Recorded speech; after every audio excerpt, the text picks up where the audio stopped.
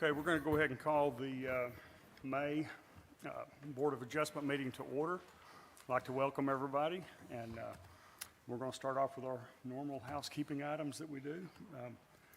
Will you take a roll for us there, Mr. Coffin? Yes, sir. Miller. Here. Stroud. Cummings. Here. Clear. Cothran. Present. We have a quorum. We have a quorum. Thank you. All right. You guys have had a chance to look at the minutes from our last meeting. Move we accept as presented. All right. We got a motion. Do I hear a second? Second.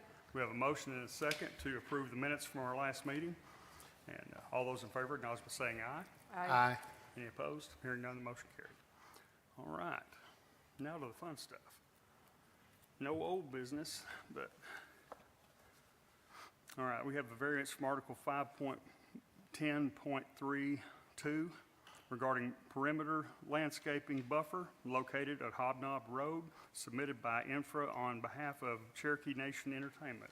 Gavin, you got a staff report on that? Yes, sir, we do. Really quick, before we hop into the variance, I'm just going to do our favorite spiel on the following items that need to be addressed through the variance process. So the first thing is that the applicant must demonstrate that special conditions and circumstances exist which are peculiar to the land, structure, or building involved and which are not applicable to other lands, structures, or buildings in the same district. No non-conforming use of neighboring lands, structures, or buildings shall be considered grounds for the issuance of a variance. The Board of Adjustment shall further make a finding that the reasons set forth in the application justify the granting of the variance, and that the variance is the minimum variance that will make possible the reasonable use of land, building, or structure. The Board of Adjustment shall further make a finding that the granting of the variance will be in harmony with the general purpose and intent of this zoning code. In granting any variance, the Board of Adjustment may prescribe appropriate conditions and safeguards in conformity with the zoning code. And finally, under no circumstances shall the Board of Adjustment grant a variance to allow a use not permissible under the terms of this code in the district involved. So, with all of that out of the way, let's hop right into the first variance here. As stated, it is a variance on Hobnob Road for that Article 5.10.3.2 section of the zoning code. If this sounds familiar, it is because we are once again using the same existing conditions. The property is currently an open field zoned C5 Highway Commercial Casino District. The property is surrounded to the north and east by C5 zoning and to the south and west by C2 Highway Commercial zoning, as well as a small M1 light industrial zone catty corner to the southwest of the property. Surrounding uses include an RDOT facility, Mobley Concrete, a TLI facility, and other open fields that are owned by Legends Resort and Casino Arkansas. Additionally, parcels of land adjacent to the property on the southeast corner are currently being developed into a truck stop. The applicant is requesting that they be granted a variance from the tree installation requirements laid out in Article 5.10.3.2 of the Russellville Zoning Code. The specific regulation reads as minimum number of trees, one large tree or two small trees per every 50 feet of lot line not adjacent to a right-of-way. Staff would like to note that this variance would not apply to the ground cover requirements, which would require grass, perennials, other live vegetation, mulch, river rock, or any combination thereof. Applicant has expressed they would install ground cover by reusing existing vegetation or installing new grass if existing vegetation is disturbed. In email exchanges, applicant has expressed that existing tree lines on adjacent properties should be considered an acceptable stand-in for their obligations under Article 5.10.3.2. The intent of the landscape perimeter buffer is to provide sufficient delineation of property lines while at the same time providing greenery and some degree of screening. The applicant's initial request was for full variance from Article 5.10.3.2 of the zoning code for both the northern and rear or eastern property lines. Staff acknowledges the existence of an established tree line that runs along an existing riparian corridor that almost crosses into the site. However, it only touches the site in two parts. Staff notified the applicants that this tree line does not meet requirements for tree preservation credits due to the fact that the tree line is not located on the property. Upon further conversations with the applicants and exploring methods for mitigating landscaping requirements while simultaneously responsibly administering the zoning code, staff and the applicants came to an agreement that allowing for a reduction as opposed to a full waiving of landscape perimeter buffer requirements to 1 large tree or 2 small trees per 100 linear feet of property line as opposed to the standard 50 feet, could be in line with the zoning code along the northern tree line where it abuts the property. Staff agreed that adding perimeter landscaping along the rear or east property line may be redundant and can be best addressed through the variance process, and so approving this variance would relieve the applicants from the requirements of Article 5.10.32 along the rear property line. The nearest residential use is over 1,000 linear feet away from the property, and no residential zone abuts. Further, multiple tree lines and wooded areas can be found between the site in question and the nearest residential subdivision.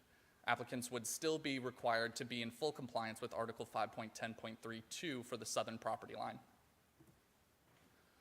If you can see on the screen here is kind of a light drawing, a schematic of the specific areas targeted. Staff found that special conditions do indeed exist, and that the applicants have demonstrated a willingness to meet the city halfway by providing mitigation measures that meet the intent of the landscaping provisions of the zoning code.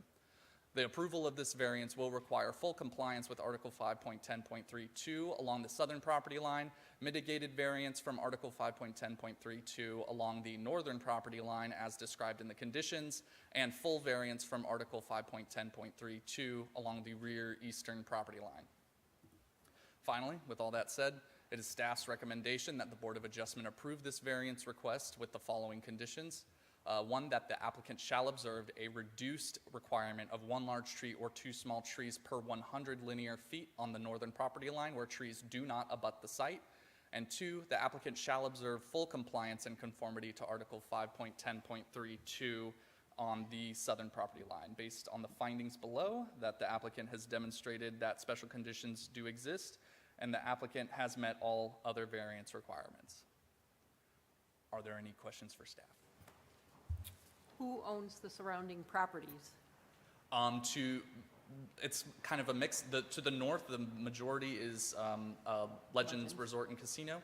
To the, east, I believe is also Legends Resort and Casino. West of the property, I believe, is varying property owners. I don't know that Legends owns all of it over there. I know that's where the TLI facility and Mobley Concrete are.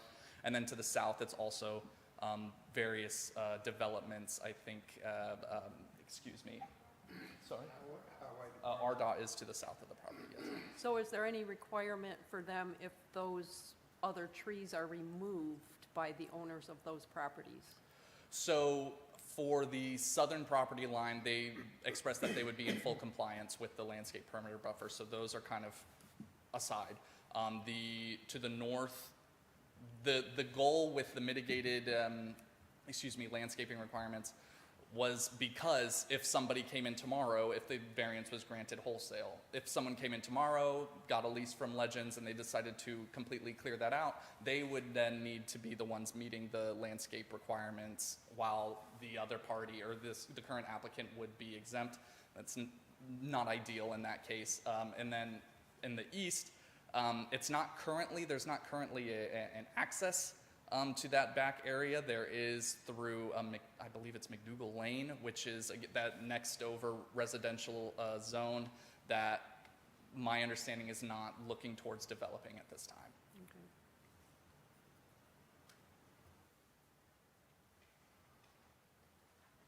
Okay, thank you, Gavin. Thank you.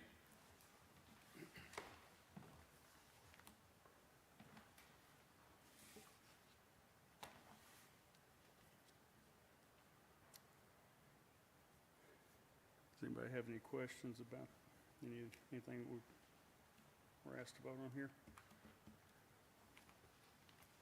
We didn't have anybody signed up to speak, did we? Not yet. Okay. All right. Commissioners, what's your pleasure? I make a motion to approve it with the conditions recommended by staff. Okay. Second. We have a motion and a second to approve as presented with the conditions. that were given by staff. All those in favor, acknowledge by saying aye. Aye. Any opposed? Hearing none, the motion carried. All right.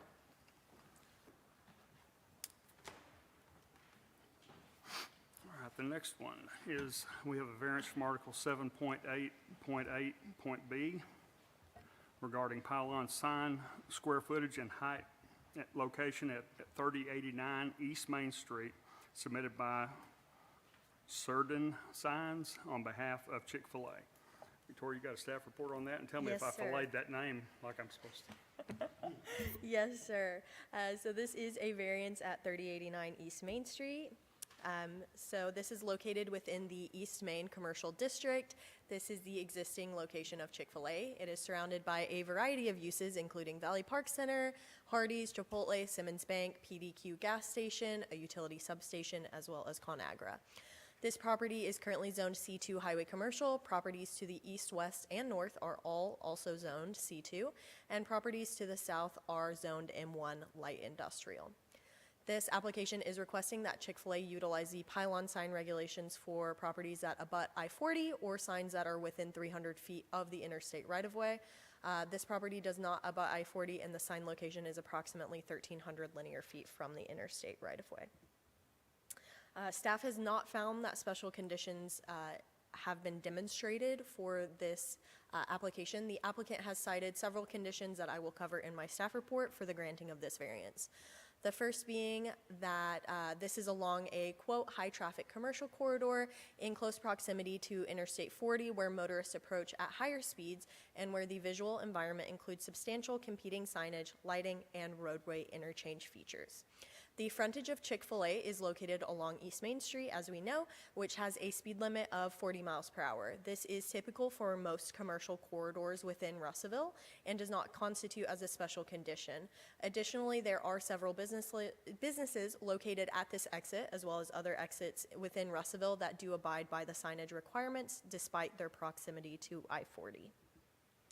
The second condition that the applicant presented is that, quote, competitive signage, the competitive signage environment along the corridor results in insufficient time for motorists to identify the site and make safe turning decisions. So this one's a little bit getting in the weeds, but I've got two pictures up there that may be somewhat hard to see, maybe easier to see behind you on the screen behind you.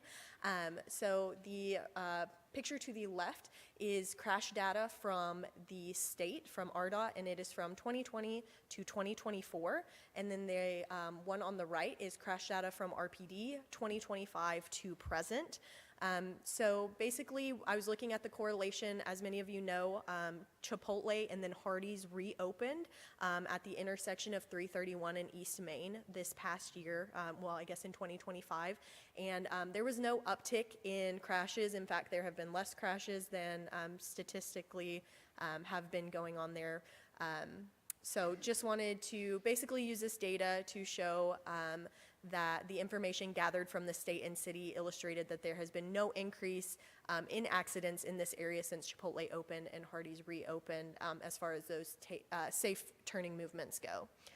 The third condition that the applicant raised is that nearby properties have larger, more visible signs which put the Chick-fil-A site at a disadvantage. Staff cannot consider other non-conforming signs or uses as grounds for granting a variance, and staff would like to note that the new signs at Hardee's and Chipotle, again, which opened last year, do meet the sign size requirements. The only restaurant in this proximity that is outside of the sign size requirements is a McDonald's sign that has been there for many years, and if it were to be replaced or, damaged and have to go back up, it would be required to come into compliance with the current code. As previously stated, non-conforming signage in the area cannot be considered as grounds for granting the variance. The granting of this variance would not be the minimum to allow reasonable use of the land. The applicant has stated that this would be consistent with the character of the area, and while there are large signs in the area, the only other restaurant, as stated, that is out of compliance is McDonald's. The Valley Park Center signs are also non-conforming and have applied for a variance that you will hear next. However, they are unique in that they are utilized by the entire shopping center as opposed to a single tenant business.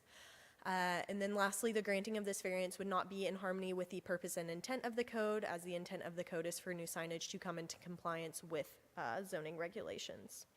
So as a result of this, staff is unable to recommend approval as a result of the findings that the applicant has not demonstrated that special conditions exist. Non-conforming uses in the area shall not be considered as grounds for granting a variance. The granting of this variance would not be the minimum to allow reasonable use of the land. And lastly, the granting of this variance would not be in harmony with the purpose and intent of this code. Are there any questions for staff? And Wendell, I do believe, are you Ellen? I'm so sorry.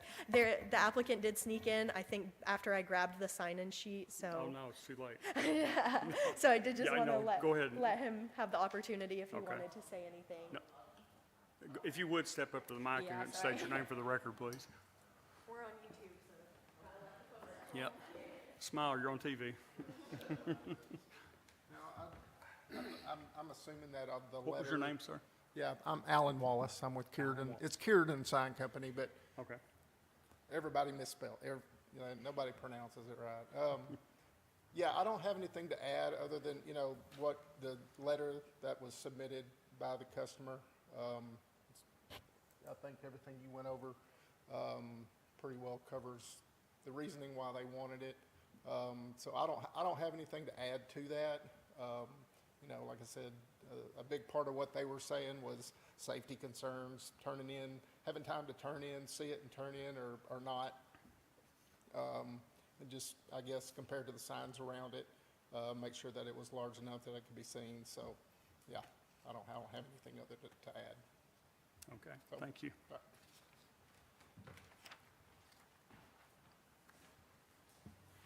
My concern is, does this start a cascade?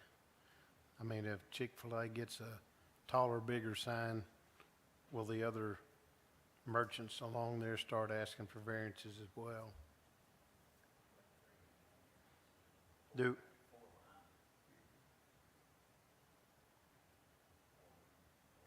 Yeah.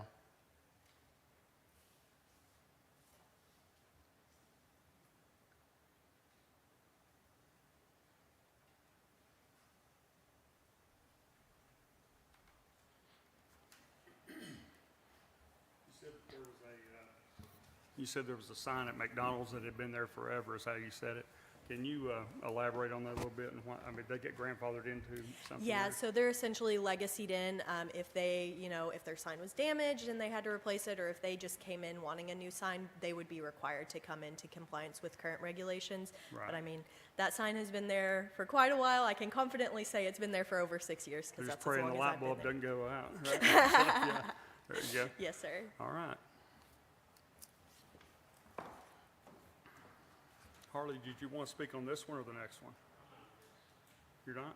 He's on the next one. The next one, okay, all right. Okay, commissioners?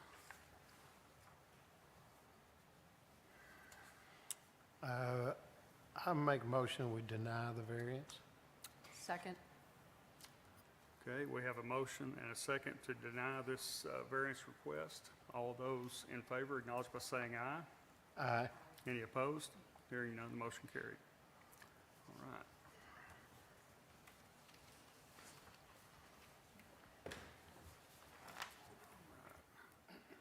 We have a variance from, well, it's basically the same thing I just read a second ago, 7.8.8.B, regarding a pylon sign square footage and height located at 3099 East Main Street, submitted by U.S. Signs on behalf of Woodmont Valley Park Russellville LLC. Gavin, take it away. Thank you, sir. Yes, as stated, this is a variance at 3099 East Main Street, i.e. Valley Park Center. Located at 3099 East Main Street within the East Main Commercial District, this is currently the site of the Valley Park Center, which is currently undergoing multiple simultaneous outparcel developments and improvements. The property is surrounded to the north, east, and west by other C2 Highway Commercial Zone properties and the ConAgra facility to the south across East Main Street, which is zoned M1 Light Industrial. Nearby uses include various retail chains, drive-through restaurants, and vehicle fueling stations. A member of the public reached out inquiring as to whether or not the sign improvements occurring at Valley Park Center had been issued permits. Staff reviewed available case files and found that no permits had been issued for new sign improvements for the 2 double-post signs at Valley Park Center. The city code enforcement officer reached out to the property owner and then to the signage contractor, the applicant, in order to get permit applications processing. Staff advised the applicant that a variance would be required for these sign improvements, as new cabinet installations would put the sign square footage well over the allowable size. The current size of the Main Street Valley Park sign is 880 square feet. The current size of the PetSmart Valley Park sign is 160 square feet. The additional cabinets for the Main Street sign would add 80 square feet, and the additional cabinets for the PetSmart sign would be 40 square feet. This amounts to a total square footage of 960 square feet for the Main Street sign and 200 square feet for the PetSmart sign. Total heights for both signs are 48 feet and 30 feet respectively.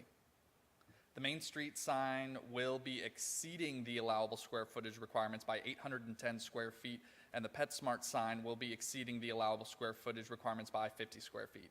The height limit allowed under the current zoning code is 35 feet, and only the PetSmart sign would conform to this requirement. The Main Street sign would exceed the height requirement by 13 feet. Because these signs were established before the current form of the zoning code was adopted, their nonconformity is considered pre-existing. There is no provision requiring pre-existing non-conforming double-post signs to be brought into full compliance with the zoning code if upgrades are being made. However, any additional improvements to the sign would require a variance in order for the work to be permissible.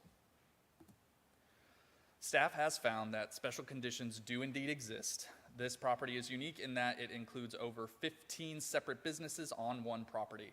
This creates difficulty for businesses trying to advertise in the same square footage allotments as one-tenant properties or small strip malls.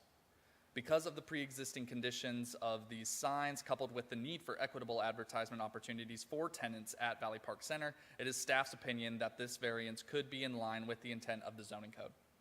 Staff would reiterate that future work on these signs that affect the structure of the signs would require additional variances. In light of this, it is staff's recommendation that the Board of Adjustment approve this variance request based on the findings below, that the applicant has demonstrated that special conditions exist, and the applicant has met all other variance requirements. Are there any questions for staff?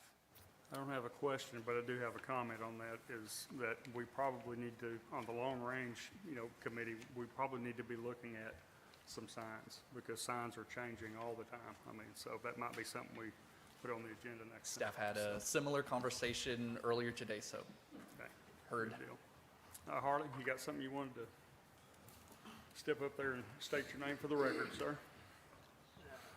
Harley Mork with U.S. Signs. I don't really have a whole lot to add to it other than because of the additional development, there are other businesses, as you all are well aware of, that are going inside that shopping center, and that is their only signage, and anything other than what we've proposed would just, I don't know, there's no cost-effective or better way to do it than what we've already come up with. So we're not adding any height to the signs, we're just No. adding lower. Exactly, that's right. Okay, thank you, Harley. Appreciate it.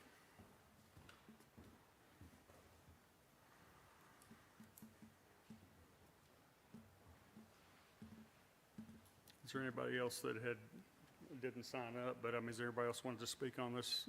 This is a public meeting, so you're welcome to step up and state your name and tell us what's on your mind. Okay, commissioners. I make a motion that we approve it.